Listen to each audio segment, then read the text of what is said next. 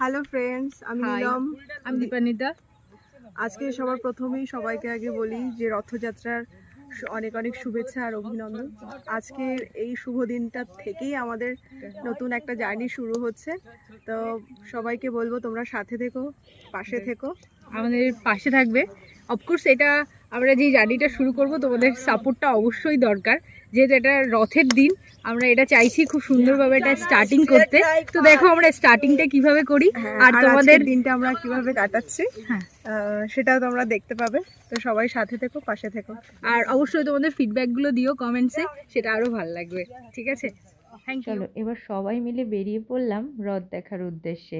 রাস্তায় যেতে যেতেই রথের দেখা পেয়ে গেলাম, তাই মঠ অবধি যেতে হলো না। রথটা দেখে তারপর মঠের উদ্দেশ্যে যাব।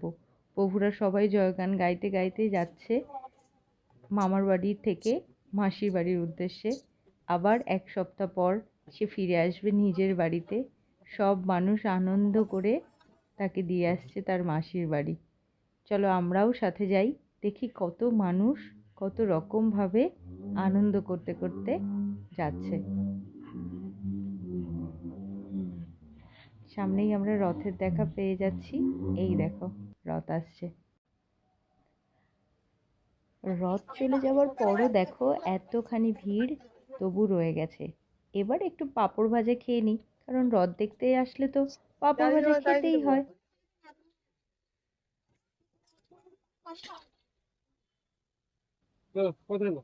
পাঁপড় ভাজা খেতে না খেতেই এই যে পেয়ে গেলাম ঠাকুরের প্রসাদ, মহাপ্রভুর ভোগ প্রসাদ।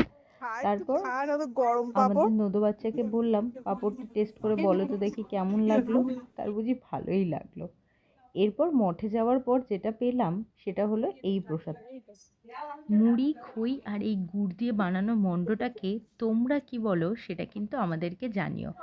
আজ রথ হলো মানে আজ কিন্তু দুর্গাপুজোর সূচনা হলো, মানে খুঁটি পুজো কিন্তু আজই হয়ে গেছে, তাই পুজোর আর বেশি বাকি নেই।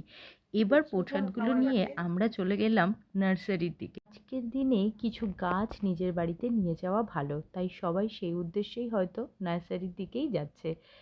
তবে এই রকম ধরনের আরও বেশি ভিডিও পেতে চ্যানেলটিকে অবশ্যই লাইক, শেয়ার আর সাবস্ক্রাইব করে দেবো। ততক্ষণ দেখতে থাকো আমরা নার্সারিতে কি দেখলাম, কি গাছ। তোমার চেনা গাছ থাকলে অবশ্যই কিন্তু সেটাও কমেন্টসে বলে দিও। Thank you for watching.